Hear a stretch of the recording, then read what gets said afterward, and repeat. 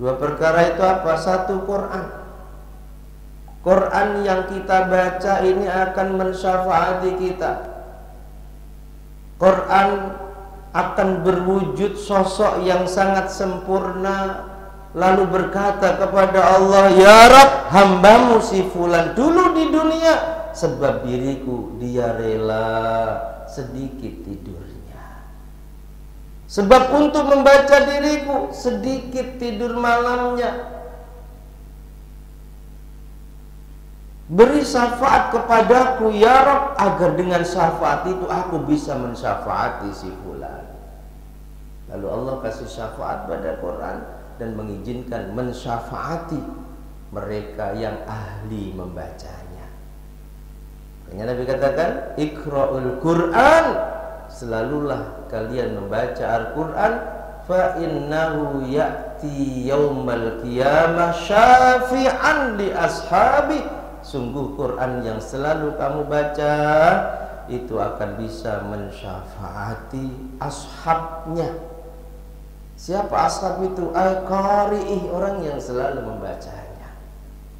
Begitu juga puasa, kata Nabi, puasa kelak akan diwujudkan oleh Allah menjadi sosok yang sempurna, gagah, tampan. Lalu puasa ini meminta kepada Allah, "Ya Rabb, berikan syafaat kepadaku agar aku bisa mensyafaati hambamu si fulan, si fulan, si fulan yang dulu di dunia, sebab diriku dia rela lapar, sebab mengerjakan diriku dia rela dahaga, dia rela letih." Lalu Allah syafaati puasa, dan puasa mensyafaati orang-orang yang ahli mengerjakan.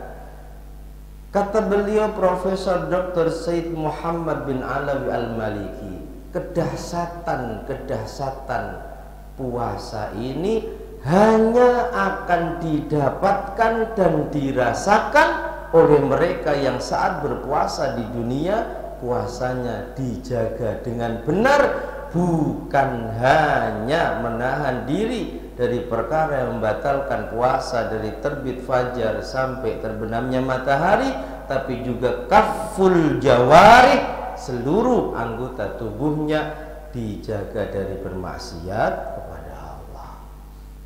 Yang oleh sebagian ulama itu digolongkan puasa tingkatan orang khas. Nah, kita harus berusaha ke sana.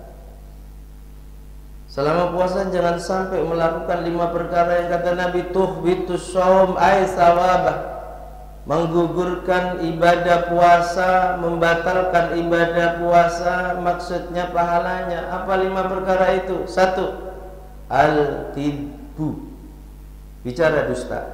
Puasa-puasa kok orang Jawa bilang dores, tahu dores, ngomong ngayal, kesana kemari cerita, kesana kemari, yang diceritakan bohong. Hanya ingin dapat perhatian, hanya ingin agar setelah cerita orang tertawa. Puasa jangan, jaga lisan. Yang kedua, ghibah, menggunjing saudaranya. Ada ghibah, ada buhtan. Kalau ghibah itu dikruka akhaka bima yukrihuhu. Ghibah itu menuturkan kekurangan yang ada pada diri saudara kita, yang andai saudara kita itu tahu kekurangannya diceritakan dia nggak suka. Itu ghibah. Punya saudara, mohon maaf mungkin masih suka mabuk, diceritakan, benar dia mabuk, tapi itu kekurangannya ketika diceritakan dia nggak suka. Punya saudara yang fisiknya cacat, entah pincang, entah salah satu matanya nggak sempurna, atau cacat-cacat fisik yang lain diceritakan, atau terlalu tinggi diceritakan dengan sering menyebut, tadi tetangga saya tiang listrik itu begini-begini tiang listrik itu. Benar dia terlalu tinggi, dan dia pasti nggak suka ketika diceritakan. Ini ghibah. Yang dosanya kata Rasulullah, asyaddu min salasi zanayat, lebih dahsyat dibanding kita berzina 3 kali. Naudzubillah. Tapi jangan disimpulkan kalau gitu nggak usah ghibah, zina saja Ustaz. Nah ini salah lagi. Tapi kalau yang kita ceritakan sesuatu yang tidak ada pada diri kita, kita dusta atas nama orang lain. Saudaraku itu ahli mabuk, meskipun penampilannya soleh, aku tahu kok dia malam judi, dia tiap malam mabuk, padahal enggak. Ini namanya bukan ghibah, tapi buhtan yang dosanya jauh lebih besar dan lebih dahsyat dibanding dengan ghibah. Terlebih ketika yang kita sakiti harga dirinya lewat ghibah kita, lewat buhtan kita, itu saudara muslim kita. Naudzubillah, naudzubillahi min dzalik. Beliau Al-Habib Abdullah bin Alawi Al-Haddad mengatakan, di antara perkara yang amat sangat mengkhawatirkan seseorang itu meninggal dalam keadaan su'ul khatimah adalah orang yang selama hidupnya suka menyakiti saudara muslimnya, baik menyakiti fisiknya, menyakiti hartanya, maupun menyakiti harga dirinya. Mudah-mudahan kita dijaga dari sifat buruk suka menyakiti saudara muslim kita. Amin Allahumma amin. Yang ketiga, wan namimah, mengadu domba. Yang keempat, al-yamin al-ghamus, sumpah palsu. Mungkin diminta menjadi saksi, dan ini rata-rata saksi yang didatangkan di pengadilan, rata-rata, meskipun tidak semua, karena dibayar banyak menyampaikan kesaksiannya, dan yang disampaikan itu adalah kepalsuan. Puasa jangan mau jadi saksi, berat. Karena itu tadi, yang gak kuat godaan, kamu nanti saksikan begini sajalah, saya kasih uang. Nah, batal pahala puasa kita. Dan yang kelima, wan nadhru bi syahwatin, memandang sesuatu dengan syahwat, memandang sesuatu yang diharamkan lalu timbul syahwat. Ini juga bisa membatalkan puasa. Ini shaumul khawas, puasanya orang-orang khas. Yang paling tinggi itu shaumu khawasil khawas, puasanya khasnya orang-orang khas, puasanya para nabi dan rasul, puasanya para orang-orang yang telah mencapai maqam ma'rifat dan wusul ila Allah, para kekasihnya Allah. Puasanya orang-orang khasnya orang khas ini bukan hanya sekedar menahan diri dari perkara yang membatalkan puasa dari fajar sampai maghrib, plus menjaga seluruh anggota tubuh zahirnya dari bermaksiat kepada Allah. Bukan hanya sekedar itu, tapi kecuali itu dikerjakan, hatinya pun selalu dijaga dari ingat selain Allah. Orang-orang seperti ini sedang puasa, kok tiba-tiba hatinya, pikirannya terbersit, pengen punya mobil seperti mobilnya fulan, batal puasa. Pengen punya rumah mewah seperti rumah mewahnya tetanggaku, batal. Hati selalu dijaga, tidak ada yang mengisi hatinya kecuali Allah. Hasbi Rabbi, ini zikirnya para wali. Jallallah ma fi qalbi ghairullah, hasbi Rabbi, ditanamkan dalam hatinya sehingga menjadi satu keyakinan, hasbi Rabbi, yang mencukupiku hanya Tuhanku. Kita jujur, ketika punya bos, terkadang tanpa sadar ada sebuah keyakinan bahwa lewat bos itulah aku cukup. Kalau hanya sekedar lewat bos gak masalah. Masih meyakini yang mencukupi kebutuhan kita Allah lewat bos kita. Terkadang mentok sampai bos saja. Kalau nggak ada Pak Bos, nggak tahu lah, mungkin anak-anakku nggak sekolah. Ada nggak yang sering seperti ini? Kalau aku nggak kerja di PT ini, nggak tahulah nasibku. Masya menggantungkan kebutuhannya kepada selain Allah. Hati-hati, ini bisa tergolong orang yang menduakan Allah. Karena hakikat syirik itu bukan kok ziarah ke kubur, bukan kok bertawasul dengan membaca manaqib. Hakikat syirik di saat hati kita meyakini ada sesuatu yang bisa membawa manfaat, sesuatu yang bisa mendatangkan madarat selain Allah. Bicara syirik gak usah jauh-jauh ke kuburan. Kita sakit, demam, flu, pilek, lalu ke apotek, tanya apoteker, dikasih obat, kita minum, kita tidur, bangun tidur segar, lalu menyimpulkan bahwa yang menyembuhkan sakit kita obat yang kita minum, mentok sampai di situ, tidak dilanjutkan bahwa obat ini hanya wasilah penyembuhan penyakitku, hakikat yang menyembuhkan hanya Allah. Kita mentok, oh hebat sekali ultra flu ya, Masya Allah, tidur langsung bangun segar. Musyrik itu, musyrik, syirik perbuatannya, musyrik pelakunya adalah hati yang berkeyakinan ada yang an-nafi wad-dhar, yang bisa membawa manfaat atau mendatangkan keburukan, ghairullah, selain Allah. Makanya zikirnya para wali, hasbi rabbi jallallah, Allah maha agung, ma fi qalbi, gak ada di hatiku, ghairullah, selain Allah, yang ada hanya Allah. Ditanamkan lewat zikir itu tadi agar hatinya hanya diisi oleh Allah. Nur Muhammad, apa? Nur Muhammad sallallahu la ilaha illallah.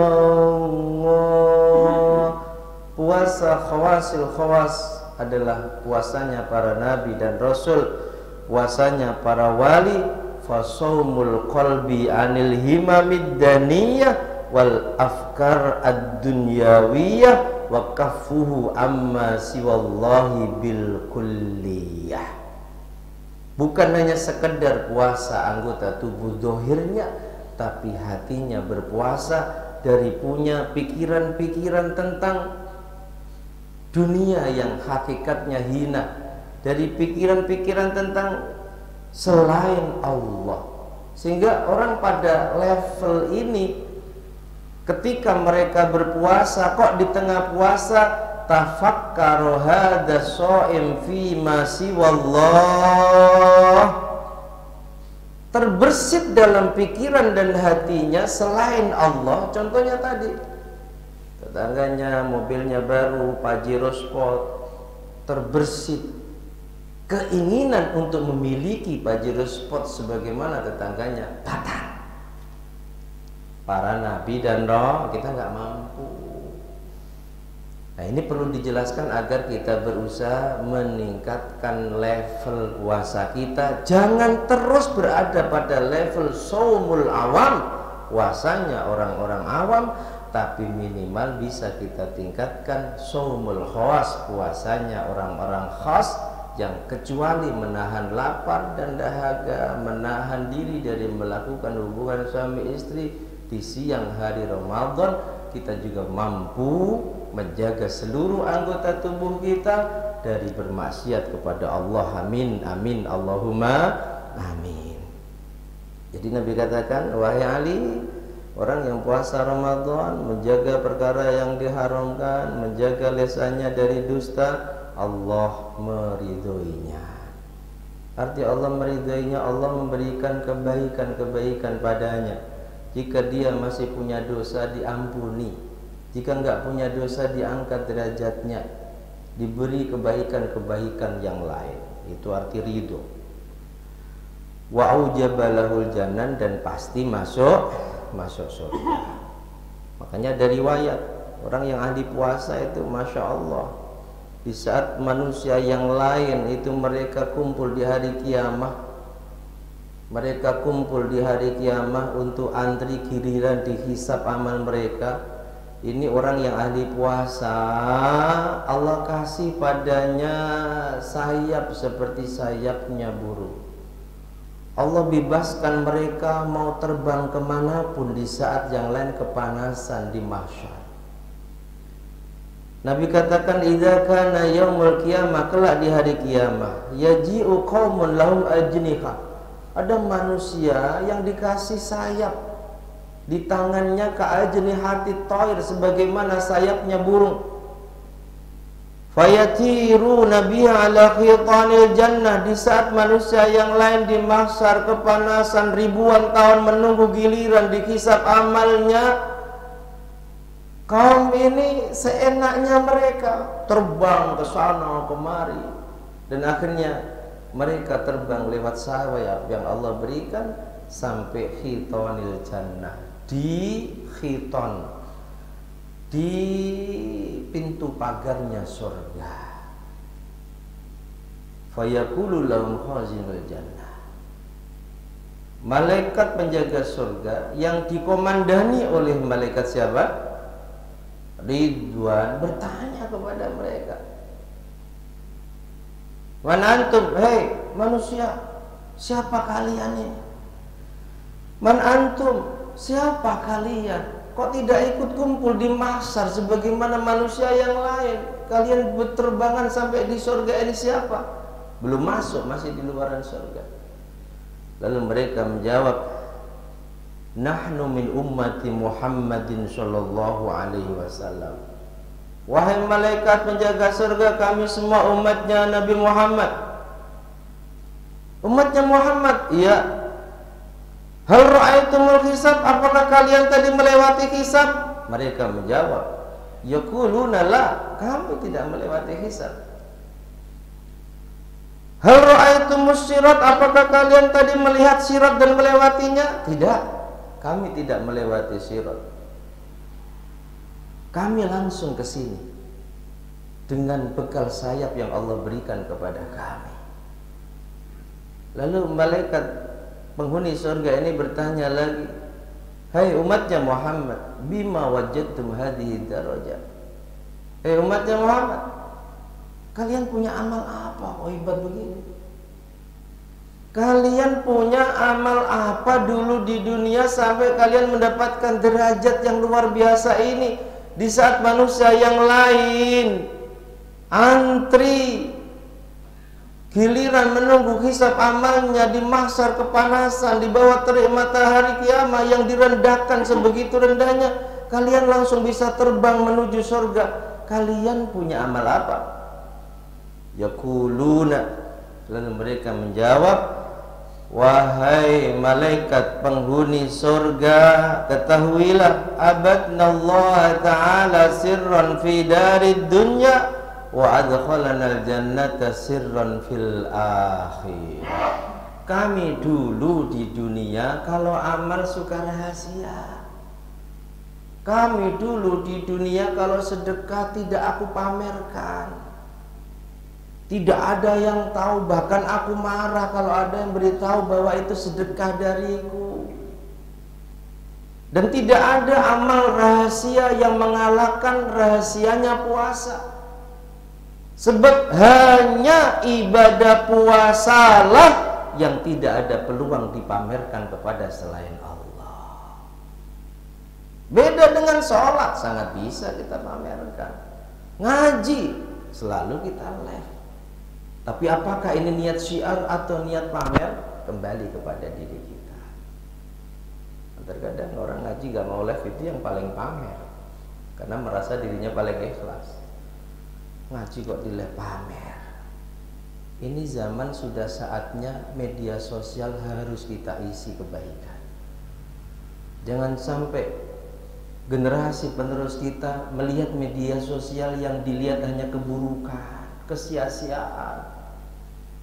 Ini zaman kita Sudah saatnya harus maksimal membantu dakwahnya Rasulullah lewat kecanggihan teknologi. Masalah mereka yang gak suka mengecap riya ataupun ujub atau yang lain, jangan dengarkan. Riya itu di hati, ujub di hati, sum'ah di hati. Karena Islam itu selain mengajarkan kita harus ikhlas, Islam juga mengajarkan kita harus mensyiarkan agamanya Allah. Bahkan Nabi katakan, man dalla ala khairin, siapa yang menunjukkan sebuah kebenaran kepada orang lain, falahu ka ajri fa'ili, baginya pahala seperti orang yang mengerjakannya. Ini yang tukang live ini, apalagi kalau modal kuotanya modal sendiri, alatnya beli sendiri, Masya Allah Pak. Dia tergolong orang yang menunjukkan kebenaran kepada orang lain. Meskipun mungkin saat ngaji tahajud dia hanya menunjukkan lewat modal kuota dan alat yang dibelinya, sehingga orang banyak tahajud, dia belum dibuka pintu hatinya untuk rajin tahajud, pahalanya sama Pak.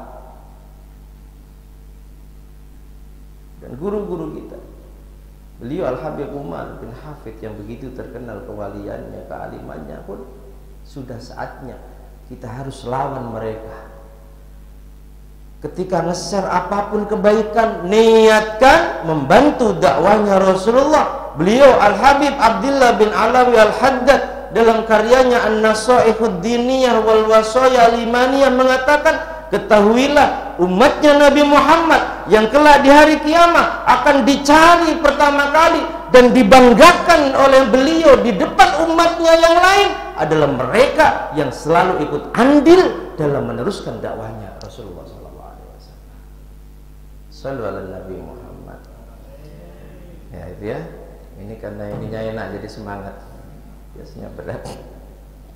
Mudah-mudahan, Masya Allah, kita diberi pertolongan oleh Allah dan tentunya bimbingan untuk bisa ikut andil melanjutkan dakwahnya Rasulullah. Yang punya ilmu lanjutkan, yang punya keahlian apa namanya ini IT silakan, yang punya harta ayo sama-sama membantu dakwahnya Rasulullah berdasarkan potensi kita masing-masing. Sebab jihad itu bisa dengan ilmu, bisa dengan tubuh. Yang nggak mampu bantu dakwahnya Rasulullah dengan harta, dengan IT, dengan potensi yang lain, dia punya tenaga, bantu, siarkan agamanya Allah. Yang punya harta, jangan sampai nanti ditanya oleh Allah di hari kiamat, hartamu buat apa? Kamu nggak bisa jawab. Usahakan di saat ditanya oleh Allah, kamu dapat harta dari mana? Dari usaha yang halal. Buat apa? Atau buat bantu dakwahnya Rasulullah. Bangga kita. Amin Allahumma amin. Jadi umatnya Nabi Muhammad yang bisa langsung ke surga melewati mereka yang kumpul di mahsyar itu ternyata amaliyahnya apa? Abadna, kami dulu wahai malaikat di dunia beribadah kepada Allah sirron fi dari dunia, selalu saya rahasiakan. Dan sekali lagi, tidak ada ibadah puasa yang tidak ada ibadah yang paling rahasia kecuali puasa. Makanya Nabi katakan as-saumu li, puasa itu untukku, wa ana ajzibi, karena puasa pasti untukku, maka aku sendiri yang membalasnya. Kalau ibadah yang lain balasan Allah ada hitungan-hitungannya. Infak sedekah maksimal satu infak kalau ikhlas kepada Allah berapa? Masalul ladzina yunfiquna fi sabilillahi kamasali habbatin ambatat sab'a sanabil fi kulli sumbulatin mi'atu habbah wallahu yudha'ifu liman yasha. Perumpamaan orang yang membelanjakan hartanya di jalan Allah bagaikan orang yang menanam satu biji. Satu biji tumbuh 7 tangkai, masing-masing tangkai berbuah 100 buah. Satu harta 1000 perak, 1 juta, ikhlas karena Allah, maka pahalanya sampai 700 juta. Puasa nggak ada batasan. As-saumu li, puasa itu untukku. Ini ditafsir oleh para ulama, apa maksud hadis qudsinya Allah as-sawmu li? Selain orang yang beriman itu mereka juga melakukan ibadah sama dengan orang-orang yang tidak beriman. Zaman jahiliyah, orang jahiliyah mereka puas, mereka sholat, mereka korban, mereka sedekah. Tapi sedekahnya, korbannya, sholatnya ini tidak diperuntukkan kepada Allah untuk berhala-berhala mereka. Tapi ketika mereka puasa hanya untuk Allah, puasa tidak ada peluang bisa dipamerkan. Meskipun lisan kita, saya hari ini puasa, yang tahu kita dengan Allah. Tapi kalau sholat bisa kita pamerkan. Apalagi haji dan umroh yang sebelum kita berangkat ngundang satu RT, satu RW, bahkan sekampung untuk mengumumkan bahwa kami mau haji dan Tapi kalau puasa, as-sawmu li wa ana azzibi, puasa pasti untukku dan aku sendiri akan membalasnya. Arti Allah sendiri akan balasnya, diberi balasan yang tidak bisa dihitung saking banyaknya, beda dengan ibadah-ibadah lainnya. Salat kalau jamaah 27 derajat. Sedekah kalau untuk orang alim sekian, untuk fakir sekian, untuk ibunya sekian. Ada hitungannya, tapi puasa nggak ada hitungannya. Orang-orang yang suka beribadah secara sir, maka kelak di hari kiamat pun akan bisa masuk surga secara sir. Tidak ada manusia yang tahu, tiba-tiba dia langsung terbang ke surga. Mudah-mudahan Allah senantiasa membimbing kita sehingga dalam setiap melakukan kesalehan sosial maupun kesalehan individual ini benar-benar selalu ikhlas karena Allah, syukur bisa kita rahasiakan sehingga layak kelak di hari kiamat di saat manusia yang lain berkumpul di mahsyar kita melewati mereka semua dan mereka tidak tahu kita tiba-tiba sudah sampai di surga. Amin Allahumma amin. Demikian wallahu a'lam bishawab. Al-Fatihah.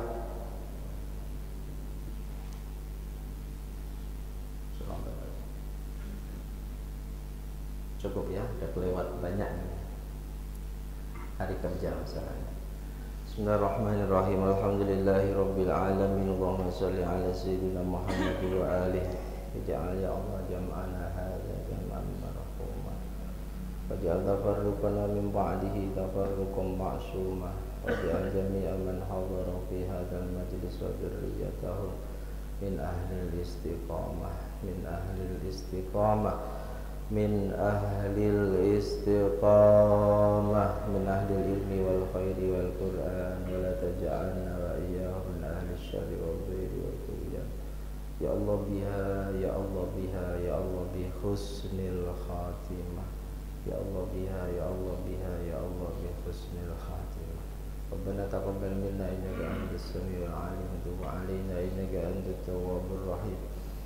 Jazakallahu anna sayyidina Muhammadan wa huwa ahlu sallallahu ala sayyidina Muhammad wa alihi wa sahbihi wa sallam. Alhamdulillahi rabbil alamin.